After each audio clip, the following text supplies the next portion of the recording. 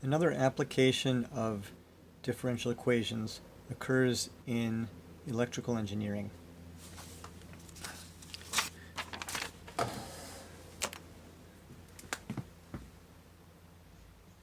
There's a circuit called an RLC circuit, where R stands for resistance, L stands for inductance. I'm not sure how L got to stand for inductance, but that's what it stands for. And C stands for capacitance.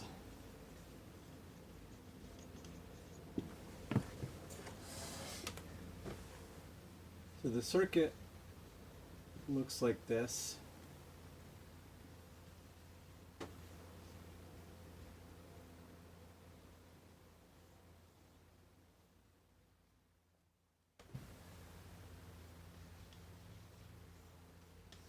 Well, the different things I've drawn are, this is called the EMF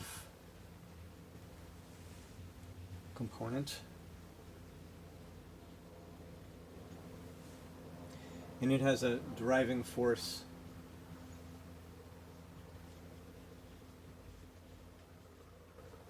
E of t associated to it. And this thing is a resistor, which has resistance R associated to it. This is a switch. This is a capacitor with capacitance C.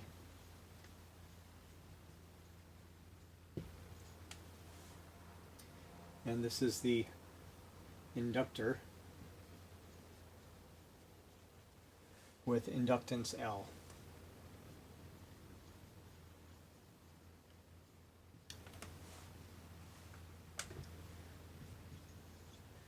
So you can see section 1.7 in the book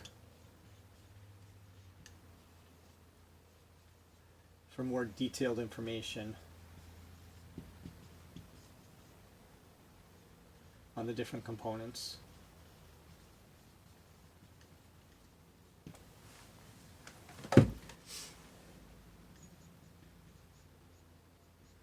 We let Q of t, well, I should say one more thing about resistance. So resistance, I have to define Q of t first. So Q of t equals the charge on the capacitor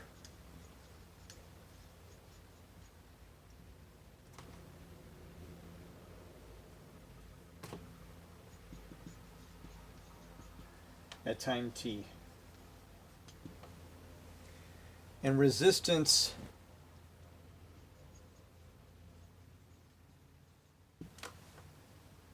sort of pushes the charge toward the equilibrium value of 0.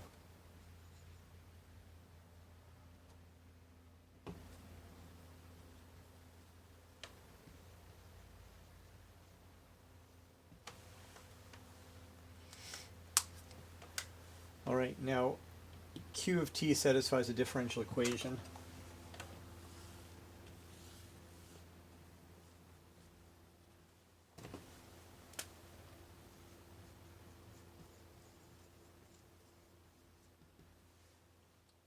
So it satisfies this non-homogeneous differential equation, Q double prime plus R over L Q prime plus 1 over LC Q equals E of t over L.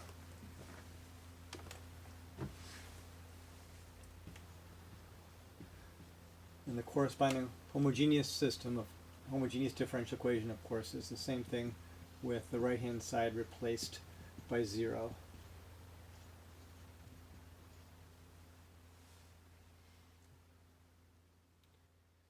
So let's look at solutions to the homogeneous differential equation because that's a big part of the solution to the non-homogeneous differential equation.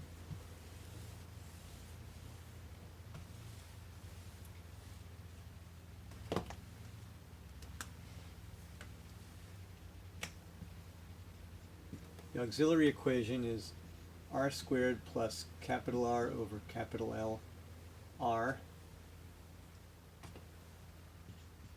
plus 1 over LC equals 0. And the roots are r is one of the numbers negative b, so it's negative r over L, plus or minus square root of b squared, so r squared over L squared minus 4ac, so minus 4 over LC.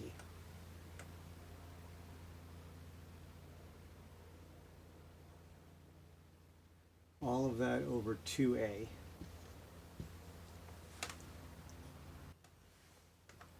All right, now to simplify this, one thing I'd like to do is take an L squared in the denominator of what's inside the square root and move it out. So let me multiply this last fraction by L over L. So that way I'll have an L squared in the denominator. Maybe I can move the C above. So this is, well, anyway, the first part is r over 2L, negative r over 2L, definitely, plus or minus r squared minus 4L over C. So I'm taking that C up there, so I have an L squared in the denominator. And then I can take the L squared out of the square root and make it an L. And then I can put the 2 here because we're dividing by 2. So now I've got a 2L in the denominator for everything. So we've got negative r plus or minus square root of r squared minus 4L over C.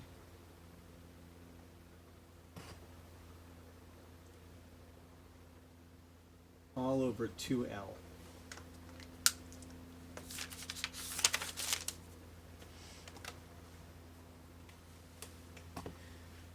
Now the types of solutions we're going to have to the homogeneous differential equation depend on whether the inside of the square root is positive, negative, or 0.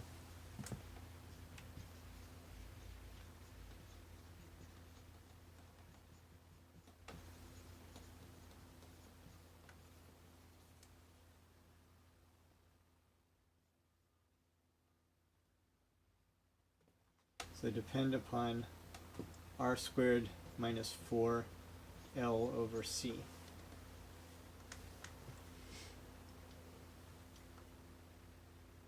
If this is less than 0, then we have an imaginary number here because we've got a square root of something that's negative. And if it's equals 0, then we have a double root because it's negative r plus or minus 0, so it's just negative r twice. And if we have a positive root, then we're going to have, if we have a positive number in the square root, we're going to have 2 different real roots. These 3 cases are called, just like in the spring case, these are called underdamped,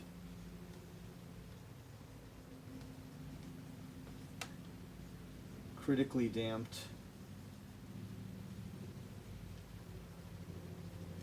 and overdamped.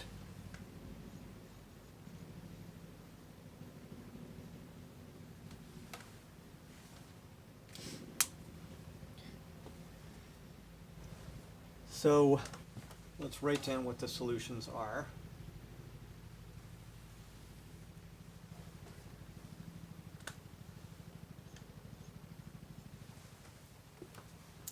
If that's less than 0, actually in 2 cases I'm going to need to write square root of r squared minus 4L over C all over 2L. So let me introduce notation for that. Let's introduce mu.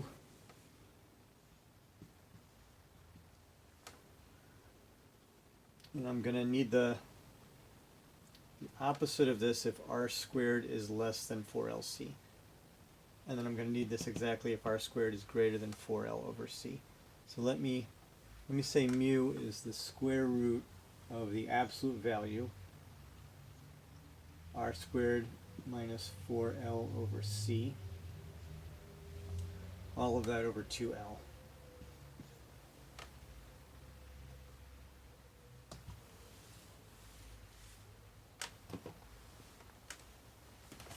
So the solutions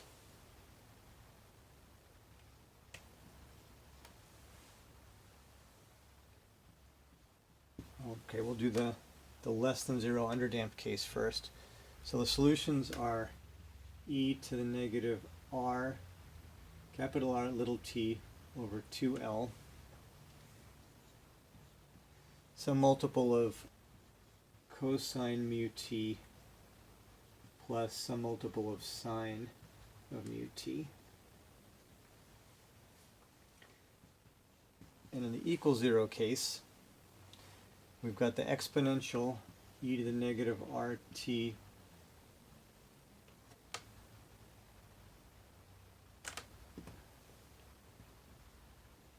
over 2l,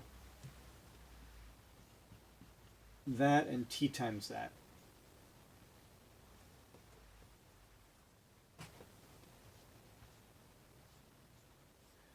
Because when we have the double root, we use the exponential function and t times the exponential function.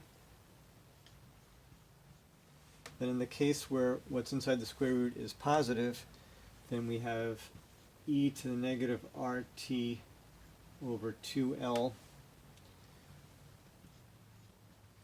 c1 e to the mu t plus c2 e to the negative mu t.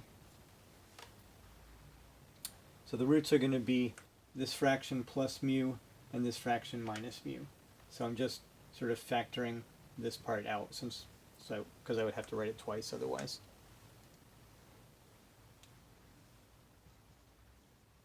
In all the cases, the limit as t goes to infinity of q of t is 0 because of the negative sign in the exponent.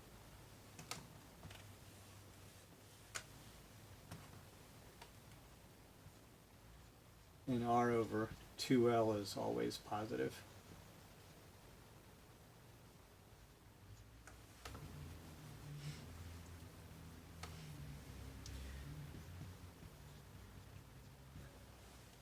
So this part of the solution, well, this is the solution to the homogeneous differential equation in 3 different cases, and it's part of the solution to the non-homogeneous differential equation in the 3 different cases. But all of these are going to tend to 0 as t goes to infinity. So in the non-homogeneous equation, what really determines the long-term behavior is what we have on the right-hand side, the forcing function.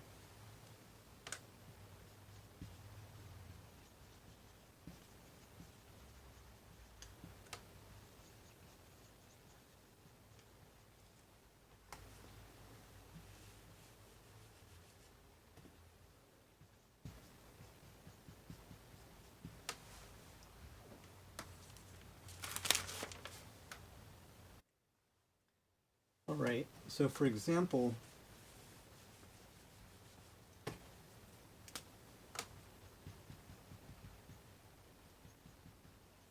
let's find the general form of the solution, that is the general solution, all possible solutions.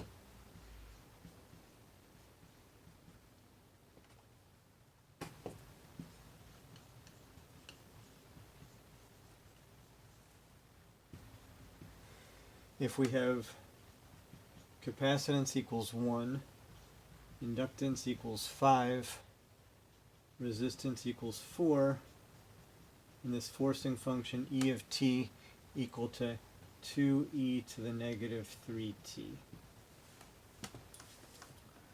So we'll have solutions to the homogeneous equation in one of these cases. So let's look at r squared minus 4l over c and see if it's less than 0, equal to 0, or greater than 0. So r squared is 16. minus 4L is 5. So minus 4 times 5 over 1. That's 16 minus 4 times 5. That's 16 minus 20, which is negative 4. So it looks like we're in the underdamped case. So these are going to be our solutions to the homogeneous differential equation.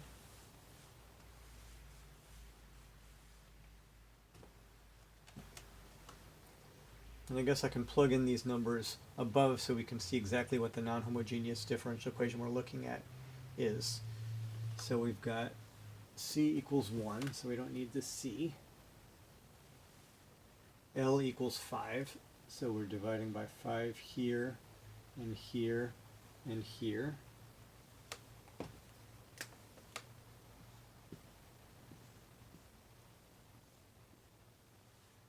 And then R equals 4.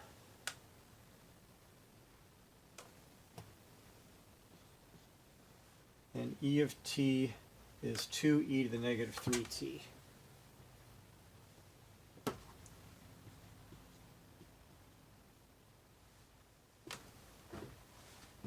And then mu, I guess we can plug in the numbers for mu here also. So we've got 16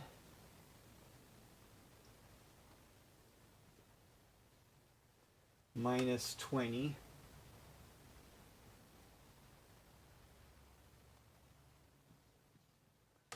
all over 2L, so that's 10 in the denominator. So 16 minus 20 is negative 4. The absolute value is 4. Square root of 4 is 2. So we've got 2/10 or 1/5. So the solutions to the homogeneous differential equation are going to be, let's see, capital R is 4. 4 over 10 is 2/5.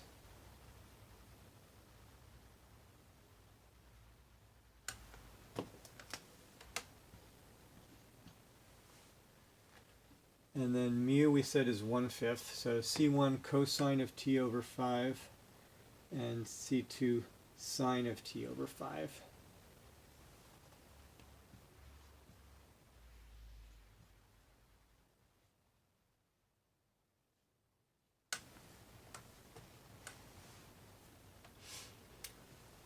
Alright, so given the right-hand side, we're going to guess for our particular solution yp equals some multiple e to the negative 3t.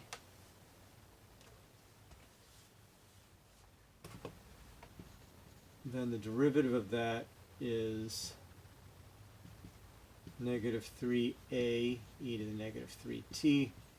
And the second derivative is 9a e to the negative 3t. So plugging these into NH,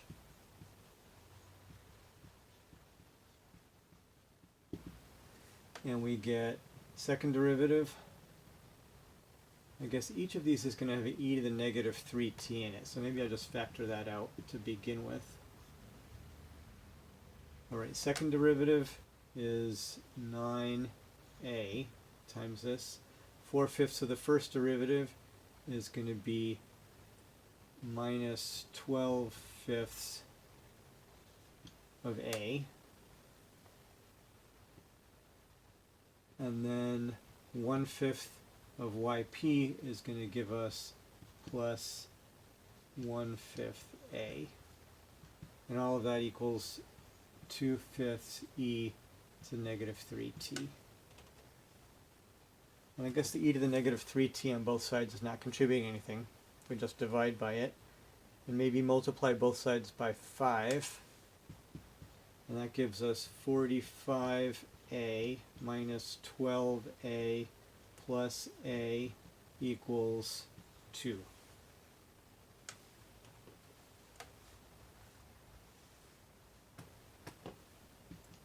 In other words, let's see, 46a minus 12 is 34a. 34a equals 2. So that means that a equals 2/34, which is 1/17. So yp equals 1/17 e to the negative 3t.